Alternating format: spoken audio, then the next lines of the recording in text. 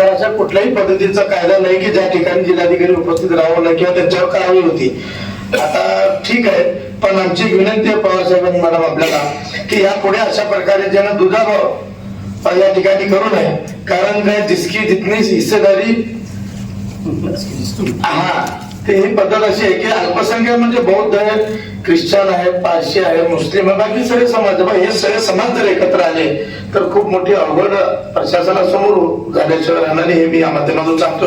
माझे काही प्रश्न आणि महत्वाचे काही सबमिशन आहे मॅडम. अल्पसंख्याक शैक्षणिक शाळांची जी अवस्था आहे ही अत्यंत बिकट झालेली आहे. तर यासाठी ज्यांना आपण काहीतरी चांगली उपाययोजना करावी. कारण का पंतप्रधानांच्या 15 कलमी कार्यक्रमामध्ये सुद्धा एक गोष्ट वारंवार त्या ठिकाणी नमूद करण्यात आली, परंतु आपण त्याच्याकडे कुठलेही लक्ष देत नाहीये. ही बाब अत्यंत शोकांतिका दर्शनात आहे. दुसरी एक गोष्ट आहे मदरशाच्या शिक्षणाचे आधुनिकीकरण. आता आपण बघितलं की 2-3 मदरशाचे अहवाल आपल्याकडे आलेले, पण आमची एक मागणी अशी असेल की आपण एक मदरशांसाठी विशेष एक अशा एखादी ज्यांना समिती तयार करून त्याचा तुम्ही पाठपुरावा करून त्याचा एक सर्वे केला पाहिजे. कुठल्या मदरशाची काय परिस्थिती आहे. अनेक मदरसे असे आहेत की चारी बाजूने तो पत्र्याने बांधलेले, त्यासाठी काही आपल्याकडून काही नियोजन बनवून असेल, आपल्या अल्पसंख्याक समाजाचे काही निधी असेल, शासनाकडून काही निधी भेटू शकतो, त्याच्यासाठी थोडस प्रयत्न करणे गरजेचे आहे. दुसरी एक गोष्ट अशी आहे की खास जे मुलींसाठी जे मदरसे चालवले जातात, आता आपण बघितलं की सोलापूर शहरात असेल, जिल्ह्यात असेल की मुलींसाठी जेवढे काही मदरसे आहेत तर 99% मदरसे मुलींसाठी आहेत आणि तिथं सुविधा भेटत नाहीयेत. आपण खूप मोठ्या गोष्टी करतात, परंतु खरोखरच आपल्या माई मुलींना तर आपल्या मुलींना काय भेटलं पाहिजे याच्यासाठी आपण विशेष प्रयत्न करणे गरजेचे आहे. आणि तिसरी गोष्ट, गरीब अल्पसंख्याकांसाठी मजुरीचे जो रोजगार हमी जे वेगवेगळ्या योजना आहेत त्याची माहिती गरिबापर्यंत पोहोचतच नाहीये. आपण पंतप्रधानांच्या 15 कलमी कार्यक्रमामध्ये स्पष्ट लिहिलं गरीब अल्पसंख्याकांसाठी मजुरी रोजगार योजना, पण कुठल्या गरीबापर्यंत योजना आहे ही माहीतच होत नसेल तर ते गरीबाला रोजगार मिळणार कधी, हा एक मोठा प्रश्न आहे. तिसरी गोष्ट महत्वाची सांगतो की अल्पसंख्याकांचे बहुभाग आहेत, अनेक नागरिक सुविधा पासून ते वंचित आहेत. आज सुद्धा आपण बघितलं की काही ठिकाणी दलित वस्ती सुधारणा योजनेखाली जेव्हापासून शासन काम करतं तेव्हापासून दलित वस्ती सुधारणा होत चालली, परंतु अल्पसंख्याक जे बहुभाग आहे त्या ठिकाणी मात्र अत्यंत वाईट अवस्था आहे. त्या ठिकाणी ज्यांना कचऱ्याची असेल भरपूर म्हणजे बाकीचं इचनावर सगळ्या समस्या आहेत आणि ते गेल्या 15-20 वर्षापासून आहे त्या परिस्थितीमध्ये आहे, ते बदलणे मात्र खूप गरजेचे आहे. चौथी गोष्ट मी तुम्हाला सांगतो, अल्पसंख्याक समाजाबद्दल अनेक राजकीय लोक असतील किंवा सामाजिक कार्यकर्ते असतील अत्यंत खालच्या स्तरावर जाऊन त्या ठिकाणी अपशब्द बोलतात, पण त्याचं कॉम्युनिकेशन मॅडम कोणीच घेत नाही. ना पोलीस खातं घेतं, ना कलेक्टर घेतं, ना कोणीच घेत नाहीये. आणि आपण अल्पसंख्याक हक्क दिवस साजरा करत असताना अल्पसंख्याक समाजावर होणाऱ्या अन्यायाकडे आपण कधी लक्ष देणार, हा एक मोठा प्रश्न आहे. काही लोक बोलतात की डायरेक्ट मस्जिदीत घुसून मारू, अशा प्रकारचे चित्तावणीखोर वक्तव्य केल्यानंतर सुद्धा मॅडम साधी पोलीस स्टेशनला त्याची एजन्सी दाखल होत नाही, ही सुद्धा दुःखाची बाब आहे मॅडम. तिसरी गोष्ट महत्वाची सांगतो मॅडम, अल्पसंख्याक समाजातील मुली, आता शहराची पोलीस आहे, ग्रामीणची पोलीस आहे, अल्पसंख्याक समाजातील एवढ्या मुली गायब झाल्या त्याचा थांग पत्ताच लागत नाही. नेमका ते जिवंत आहेत नाहीत आणि तपासाचा भाग सुद्धा त्या पद्धतीने फिरत नाही. मी माफी मागून सांगतो, एखाद्या आमदाराची मंत्र्याची मुलगी गायब झाली तर आता प्रशासन त्यांना रात्रंदिवस त्यासाठी काम करतं, परंतु एखाद्या गरीबाची मुलगी जर निघून गेली, कुठे गायब झाली, याच्यासाठी कोणीच लक्ष देत नाही, हे सुद्धा शोकांतिक आहे मॅडम. ह्याच्यावर आपण लक्ष देणं गरजेचं आहे. अनेक ठिकाणी असे आहे मॅडम, जिवंत असताना तर त्रास सहनच करावा लागतात, परंतु मेल्यानंतर सुद्धा त्याचं दुःख संपत नाही, अशा प्रकारची व्यवस्था या ठिकाणी निर्माण झाली आहे. कारण का अनेक गावांमध्ये कब्रस्तान नाहीये अल्पसंख्याक समाजासाठी. आता इथं आता सांगितलं की पारशी समाजाचे एक कब्रस्तान आहे, त्याला संरक्षण नाहीये. आजूबाजू ज्या लोकांनी अतिक्रमण केलंय त्या लोकांवर कारवाई करा मॅडम. कब्रस्तान हे अत्यंत दुःखाची भावनिक विषय आहे. आणि अशा ठिकाणी जर समजा पारशी समाजाचे असतील, ख्रिश्चन समाज असेल, मुस्लिम समाज असेल किंवा बौद्ध समाज असेल, त्या कब्रस्तानच्या आजूबाजूला कोणी अतिक्रमण करत असतील किंवा येण्या जाण्यापासून त्यांना रोखत असेल तर अशा लोकांवर गंभीर गुन्हे दाखल करून त्यांच्यावर कारवाई झाली पाहिजे, अशा पद्धतीची एक मागणी आहे मॅडम. आणि प्रत्येक गावामध्ये कब्रस्तानसाठी जागा उपलब्ध करून देऊन त्याला एखाद्या कंपाऊंड छोटी द्या. असं नाही की आमच्या मुस्लिम समाजात असं झालंय की एका कबरेवर तुम्ही 100 कबर घातलं तरी काही हरकत नाहीये. आम्हाला 2, 5, 10, 20 हेक्टर जागा नको आहे, पण निदान 10-20 गुंठे तरी जागा त्या ठिकाणी उपलब्ध करून द्या, जेणेकरून मेल्यानंतर तर तो दुःख संपल जातात. एकतर जीवन असताना ना त्याला नोकरी आहे ना त्याला कुठला रोजगार भेटतं, पण मेल्यानंतर सुद्धा त्याच्या नशिबी वेदना येत असेल तर हे कुठेतरी थांबला पाहिजे, या माध्यमातून सांगतो. आता बघा मॅडम, आता मी विसंगती कशी आहे लक्षात घ्या. उर्दू शिक्षकांची कमतरता कशी आहे. टाइम्स ऑफ इंडियामध्ये काल 13/12/2025 एक लेख आहे, त्यात स्पष्टपणे लिहिले की साधारण 14,000 पेक्षा जास्ती शिक्षक हे उर्दू माध्यमाचे कमी आहे, म्हणजे शासन भरत नाहीये. तर हे 14,000 शिक्षक जर कमी असेल तर अल्पसंख्याक समाजाचं भलं कसं होणार आहे मॅडम. तुम्ही शिकणारच नसेल, तुम्हाला शिक्षणाची व्यवस्था उपलब्ध करून देतो त्याचं भलं होणार नाही मॅडम. त्या ठिकाणी चांगल्या प्रकारे शिक्षकाची भरती कशा प्रकारे करता येईल याच्यासाठी शासनाकडून आपण पाठपुरावा करावा एवढं विनंती. दुसरी एक मॅडम अजून एक गोष्ट सांगतो. आता शिक्षणाधिकारी कादर शेख साहेब आहेत, माध्यमिकची कोण आहेत का जगताप साहेब तर दिसत नाहीये, पण एक गोष्ट सांगतो मॅडम, अधिकार आपल्याला अल्पसंख्याक शाळा म्हणून काही अधिकार दिले, पण अल्पसंख्याक शाळेचा जेव्हा प्रस्ताव दाखल होतो शिक्षकाचा, ते शिक्षकाचा प्रस्ताव मात्र शिक्षण कार्यालयामध्ये अनेक महिने पडून असतं. एखाद्या व्यक्ती तक्रार दिला तर त्या तक्रारीचे तथ्य तपासलं जात नाही, पण त्याची तक्रार आहे म्हणून त्या शिक्षकाची नेमणुकीपासून बाकीच्या गोष्टी थांबवल्या जातात मॅडम. हे कुठेतरी थांबलं पाहिजे. एखादा प्रस्ताव दाखल झाला 7 दिवस 14 दिवस सेवा आम्ही कायद्यामधलं येणार नाही, शिक्षकाकडे सेवा आम्ही कायद्यात लागू नये. मला असं वाटतं की अफगाणिस्तानच चाललंय का यांचं राज्य, असं चालतं कधी कधी वाटतं आम्हाला. एखादा प्रस्ताव दाखल झाल्यानंतर 7 दिवस 14 दिवस 30 दिवसामध्ये त्याचं निर्गतीकरण झाला पाहिजे, परंतु तो निर्गतीकरण होत नाही मॅडम. हे दुःखाची बाब आहे.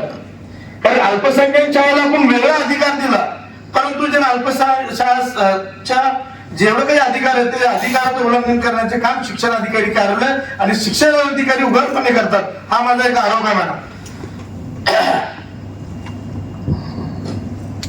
आणि एक विशेष बघा मॅडम, इतर शाळांना वेगळा अधिकार आहे आणि अल्पसंख्याक शाळांना वेगळा अधिकार आहे शिक्षक भरतीपासून ते प्रत्येक.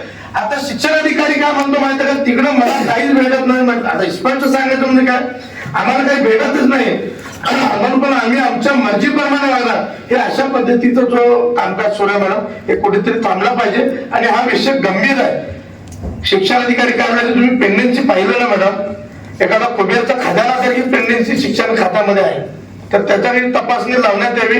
आणि शिक्षण खात्याची तपासणी खास करून अल्पसंख्याक नाही तर शिक्षण अधिकारी कार्यालयामध्ये ज्या काही पेंडिंग प्रकरण आहेत त्याचं निर्गतीकरण झालं पाहिजे मॅडम, अशी प्रामाणिक मागणी आहे. मौलाना आझाद आर्थिक विकास मंडळात आपण बोललो साहेब, कार्यालय अशा ठिकाणी आहे आपण बघितलं तर ते एखादं सरकारी संडास सुद्धा नाही अशा प्रकारे ते कार्यालय त्या ठिकाणी सध्या उपस्थित आहे. त्या ठिकाणी लोक कसं जाणार. आपण एवढं मोठं महामंडळ तर मौलाना आझादांच्या नावाने केलं, एवढ्या मोठ्या व्यक्तींच्या नावाने आपण केलं तर त्यांना साधी जागा भेटत नाही. ती जागा तात्काळ 8-10 दिवसात उपलब्ध करून द्यावी अशी मागणी आहे. आणि महत्वाची एक मागणी मॅडम तुम्हाला सांगतो, सोलापुरात सध्या प्लॉट फ्लॅट शॉप हे अल्पसंख्याक समाज आणि मुस्लिम आणि खास करून मुस्लिम आणि बौद्ध समाजाला दिला जात नाहीये. त्या ठिकाणी लावलं जातं की मुस्लिम आणि बौद्ध असेल तरी आम्ही तुम्हाला प्लॉट जागा देत नाही, कारण तुम्ही इथं आला तर दुसरे समाजाचे लोक घेत नाही. ही विसंगती जे लोक तयार करतात त्यांच्यावर कारवाई झाली पाहिजे मॅडम. कारण काय, याच्यामुळे हिंदू मुस्लिम करून समाजामध्ये ते निर्माण करून या ठिकाणी जे ना एका विशिष्ट अल्पसंख्याक समाजाला त्या ठिकाणी टार्गेट केलं जातं. आणि अनेक ठिकाणी आपण बघतोय की त्या ठिकाणी मॅडम दुर्दैवाने सांगतो की पोलीस सुद्धा भूमिका घेत नाही. काही ठिकाणी स्पष्ट सांगतो हे नाही मुस्लिम आणि दलित असेल बौद्ध असेल तर आम्ही देऊ शकत नाही जागा म्हणून. तर ही विसंगती संपवण्यासाठी आजच्या जर दिवसाचा जर खरंच काहीतरी सोना करायचा असेल तर या काही महत्वाच्या गोष्टी याच्यावर मॅडम लक्ष देणे गरजेचे आहे. मध्यंतरी आपण बघितलं की नवी पेठमध्ये एक माणूस बोर्ड घेऊन उभा राहिला की की मुस्लिमांकडून खरेदी करू नका म्हणून, पण तशा लोकांना ज्यांना मॅडम कठोर शासन झालं पाहिजे, कायद्याने त्यांच्यावर कारवाई झाली पाहिजे. आणि तिथं जर समजा एखादा दुसऱ्या कोणी अल्पसंख्याक समाजाचा मुलगा किंवा एखादा जमाव तिथं जमला असता आणि त्या ठिकाणी काही कमी जास्त झाला असता तरी खूप मोठी घटना घडली असती, दंगल पेटली असती, घरं पेटली असते. परंतु आपला शासकीय कार्यालयातील अधिकारी कर्मचाऱ्यांचं डोकं पेटत नाही, हे मात्र शोकांतिक आहे. आणि मॅडम दुसरा एक महत्वाचं सांगतो, शेवटचं दोन संपवतो. मशिदीमधून जे शुक्रवारी होणारा, जे आता आमच्या आसिफबाईंनी सांगितलं, अल्पसंख्याक सदस्य माझे मित्र आहेत तिकडे, मशिदीमधून मौलानांनी कुठल्या मौलाना येऊन बयान करणार हे अगोदर पोलिसांनी कळवायचं. म्हणजे मॅडम मला एक गोष्ट कळत नाहीये, एखादा मुस्लिम वाईट असू शकतो, एखादा हिंदू असू शकतो, एखादा इतर धर्माचा व्यक्ती असू शकतो, परंतु एखादा मुस्लिम वाईट आहे म्हणून सर्व समाजाला त्याच अँगलने पाहणार, मॅडम हे योग्य नाहीये, हे कुठेतरी थांबला पाहिजे. जिहाद हा शब्दाचा अर्थ काय हे कोणी समजून घेतंय की नाही घेत हा एक नंतरचा भाग आहे, परंतु उघड होणारा जो अपमान आहे, जो अन्याय आहे, कुठेतरी आपल्या प्रशासनाच्या मार्फत थांबला पाहिजे. कारण शासनानंतर पहिला कोर्ट, दुसरा शासन आणि तिसरं प्रशासन असतं. आणि प्रशासनाकडून जर त्याला काही पायबंद घातलं जात नाही, त्याच्यावर कारवाई होत नसत, मला सांगा मॅडम कुठल्या मुलांनी यायची त्याची परवानगी घ्यायचं, पण फ्रीडम ऑफ स्पीच कुठे राहिला नाही शिल्लक. आपण संविधानाचं उल्लंघन करतो का नाही? संविधानामध्ये प्रत्येक व्यक्तीला ज्यांना स्वातंत्र्य आहे की नाही बोलण्याचं. मला एक गोष्ट सांगा, एखादा मुलांना काही चुकीचं बोललं 100% त्याच्यावर कारवाई करा, आम्ही पोलीस खात्यासोबत उभं राहू. परंतु एक माणूस काहीतरी चुकीचं बोलतो नाही ते पण माहित नाही. आता पण कुठल्या मुलांना चुकीचं काही भाषण केलं सोलापुरात माया तर ऐकूच नाही, पण इतर पक्षाचे मोठमोठे आमदार खासदार येऊन या ठिकाणी ज्यांना बरडून जातात त्यांच्यावर साधी एफआयआर दाखल होत नाही, हे सुद्धा कुठेतरी थांबला पाहिजे. आणि दुसरी एक गोष्ट महत्वाची सांगतो मॅडम, हे सर्व करत असताना आपण या सगळ्या आजची मीटिंगची नोटिंग घ्यावी आणि नोटिंग घेऊन हे कशा कशा पद्धतीने बायब्रिगेट करून आपल्याला ह्याच्यावर पुढे कारवाई करता येईल हे जर आपण ठरवलं आणि हे सगळे नोंद केले तर चांगली गोष्ट होईल. आणि येणाऱ्या पुढच्या वर्षी हे 1 वर्ष ना थांबता प्रत्येक 3 महिन्याला एकदा आढावा बैठक जर आपण त्या ठिकाणी घेतलं तर वादविवादी होणार नाही. कारण काय होतं तुम्हाला सांगतो, वादविवादातून संवाद झाला पाहिजे आणि त्यातून मार्ग निघाला पाहिजे.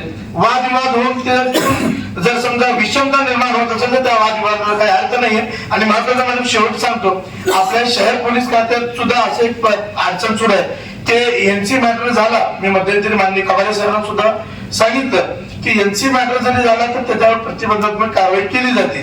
तर आमची एक विनंती आहे की एखादा व्यक्ती ठरवून कोणी गुन्हा करत नाही आणि जो गुन्हेगार असतो तो गुन्हा करत असतो त्याच्यावर कुठलीही कारवाई करतो, नोका लावा, एफपीडी करा, तडीपार करा.